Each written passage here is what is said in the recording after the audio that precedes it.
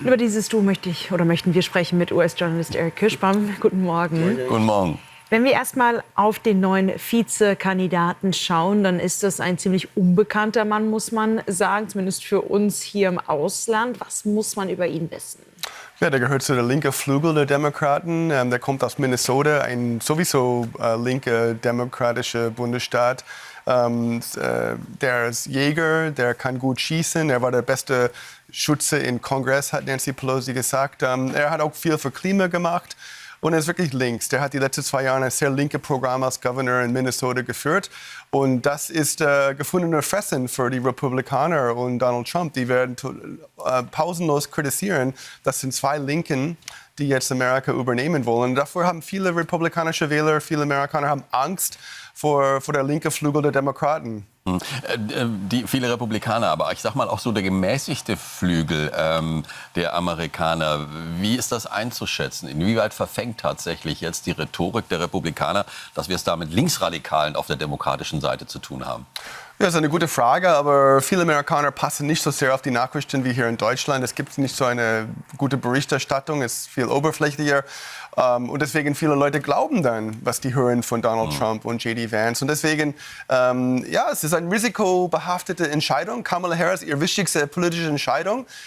Josh Shapiro, der Governor von Pennsylvania, wäre eine viel vorsichtiger und strategisch wichtigere, bessere Entscheidung. Pennsylvania hat 19 Wahlmänner, Minnesota nur 10. Und das wäre wirklich eine wichtige strategische Entscheidung.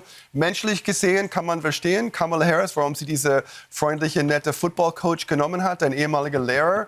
Aber strategisch gibt es viele Leute, die fragen sich, was hat sie gemacht? Und Donald Trump freut sich sehr, dass Josh Shapiro nicht der Vizepräsidentkandidat ist. Ja, schauen wir noch mal auf dieses, warum normalerweise ist der Vizekandidat, die Kandidatin, die Person, die das, was man als Präsidentschaftskandidat nicht hat, ausgleichen soll.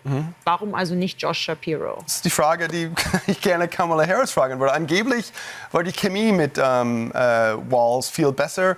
Shapiro hat in seinem Interview viel gefragt, was ist meine Rolle als Vizepräsident? Das war mehr ein Jobinterview. Er wollte austesten, wie viel Macht er haben würde. Während Walz hat angeblich nur gefragt, wie kann ich der Mannschaft helfen, wie kann ich dienen? Und das hat Kamala Harris anscheinend imponiert. In welche Richtung gehen die nächsten Tage und Wochen für, sage ich mal, beide Lager, also die Republikaner, aber natürlich erstmal mit Blick oder mit Fokus auf die Demokraten mit diesem Team? Ja, es wird hart auf hart gehen. Walz kann auf jeden Fall gut attackieren. Das ist auch ein Vorteil, warum Kamala Harris ihn genommen hat. Er ist ein Wadenbeißer. Der hat diese Phrase weird jetzt eingeführt in Amerika. Schräg, seltsam. Das reden alle Demokraten jetzt über Trump. Und er kann gut gegen Trump argumentieren. Der sagt, Trump ist nicht so eine Gefahr für die Demokratie. Wir bashen ihn viel zu viel auf.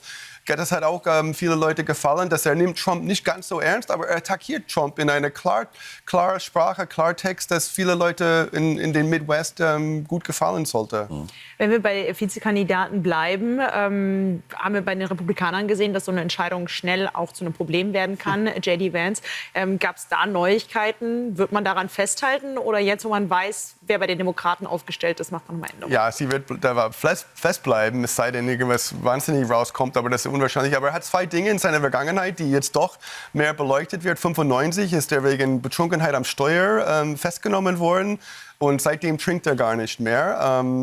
Und das Zweite war, als er Gouverneur war, er hat einen Tag gezögert, die Nationalgarde zu Minneapolis zu schicken wegen der Rassenunruhe.